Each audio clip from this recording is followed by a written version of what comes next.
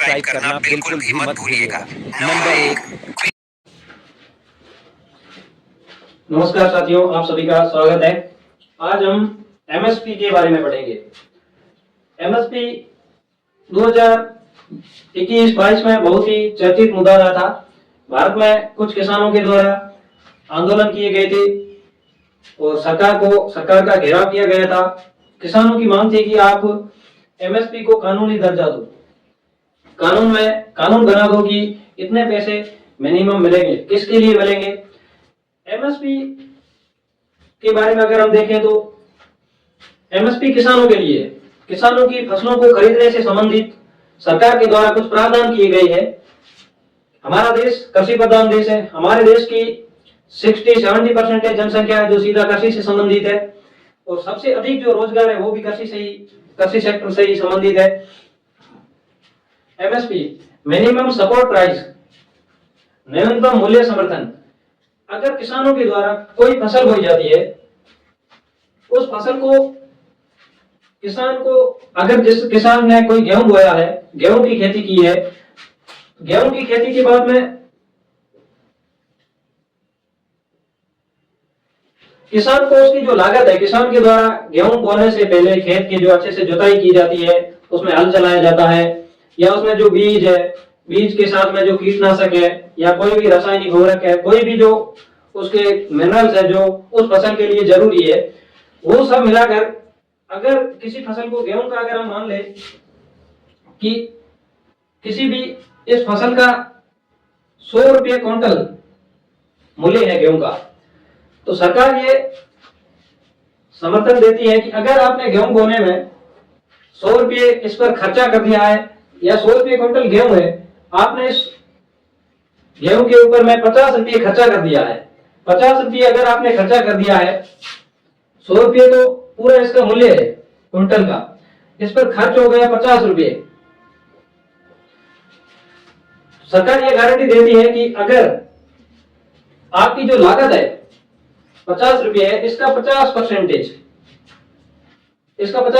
हो गए 75 रुपये। अगर कहीं पर भी नहीं बिकी, किसी ने भी आपकी गेहूं नहीं खरीदी, इसका जो 25% है लागत का, वो आपको सरकार देगी।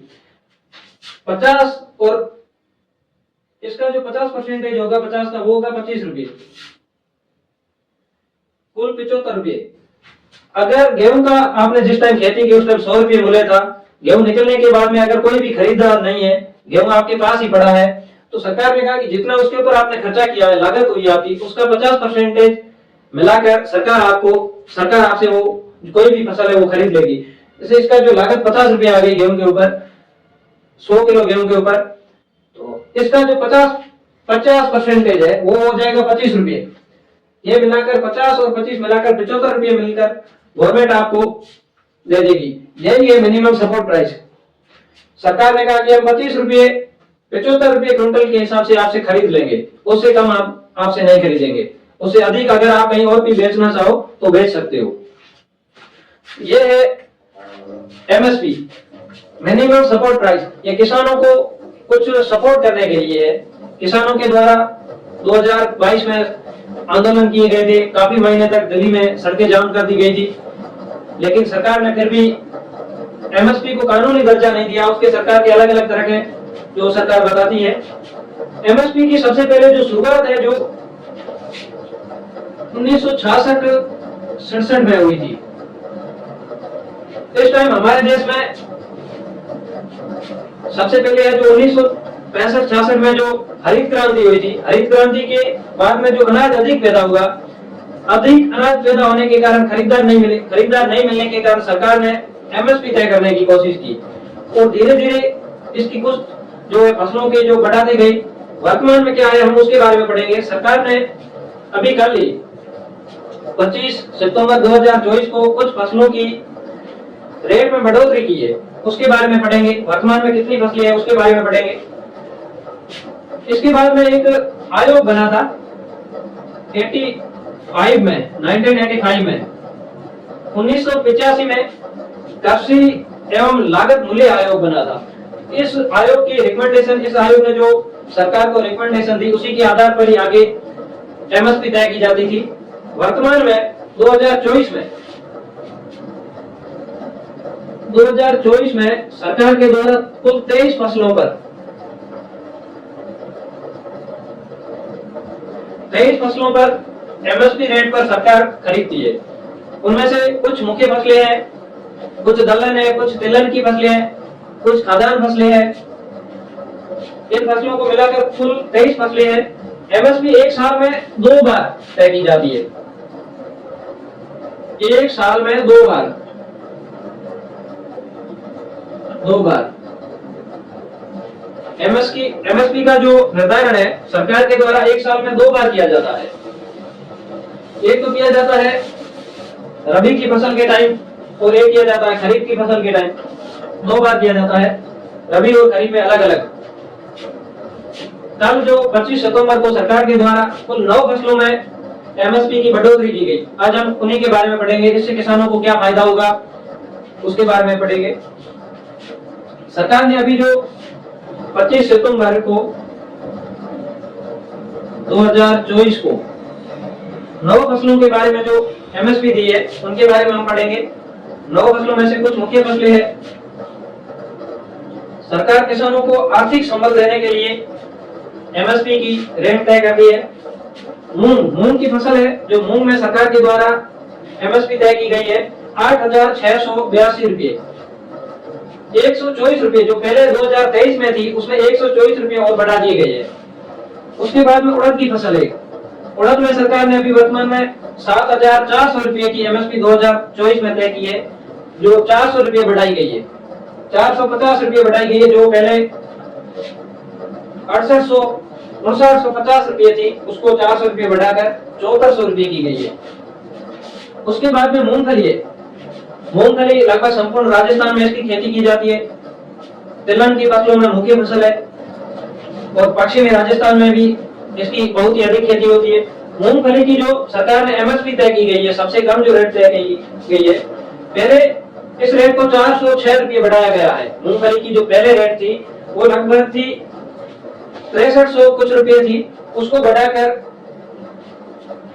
6,783 रुपये की गई है। 6,783 रुपये मूंगफली की जो एमएसपी तय की गई है। उसके बाद में सोयाबीन की फसल है। सोयाबीन की फसल को पहले लगभग वो 4600 रुपये के आसपास में क्विंटल के हिसाब से बिकती थी। वर्तमान में इसको बढ़ाकर 4,893 रुपये एमएसपी तय की गई है। बाजरे की फसल पहले 2500 रुपये इस पर एमएसपी जो तय थी, उसके बाद में 125 रुपये बढ़ाकर 2625 रुपये एमएसपी तय की गई है। इन फसलों पर सरकार ने जो एमएसपी तय की गई है, इनमें सबसे जो अधिक एमएसपी है जो उड़द की फसल पर है। उसके बाद में मूंगफली पर 406 रुपये की बढ़ोतरी की गई है। इसका क्या कारण है? सरकार ने एक नियम बना रखा है कि एमएसपी का साल में 2 बार जो एमएसपी बढ़ाई जाती है साल में, इस पर कुछ परसेंटेज के रूप में फसलों में बढ़ोतरी होगी।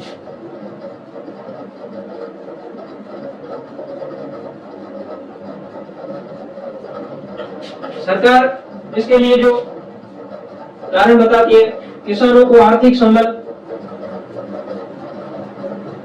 मुख्य कारण है। किसान आर्थिक रूप से मजबूत हो सके, उनकी फसलों को, अगर किसान किसी फसल को बुआई करता है, बुआई के टाइम अगर किसान को यह लगे कि मेरी फसल को कोई खरीदार ही नहीं होगा, तो वो फसल की बुआई नहीं करेगा, उससे कम करेगा। इसके फायदे यह होंगे कि फसलों की जो बुआई का क्षेत्रफल है वो बढ़ेगा, क्षेत्र बढ़ेगा, पैदावार ज्यादा होगी,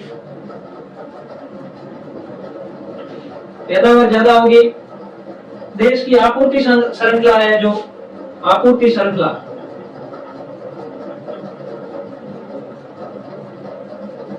अगर भारत में जैसे कि तेल की बात करें तो भारत में पाम ऑयल दूसरे देशों से मंगाया जाता है, उसको दूसरे तेलों के साथ में मिलाकर बेचा जाता है। देश की अपनी जरूरत पूरी हो सकेगी मुख्य रूप से, और शुद्ध कोई भी जो अनाज है या तेल है, कोई भी दलहन है, वो शुद्ध रूप से मिल सकेगा। देश के जो आय व्यय का खाता है, अगर कोई देश किसी बाहर से वस्तु मंगाता है, आय देश का जो आयात निर्यात खाता, आयात देश का कम होगा, जिससे देश की बचत ज्यादा होगी, किसानों को आर्थिक संबल मिलेगा, किसान अधिक क्षेत्र में उस फसल की बुआई करेंगे। इस तरह की सरकार के द्वारा कुछ कारण बताए जाते हैं। आप सभी को यह वीडियो कैसा लगा? आप सभी वीडियो को लाइक, शेयर और कमेंट कीजिए और चैनल को सब्सक्राइब कीजिए इसी तरह की और वीडियो देखने के लिए। थैंक्स।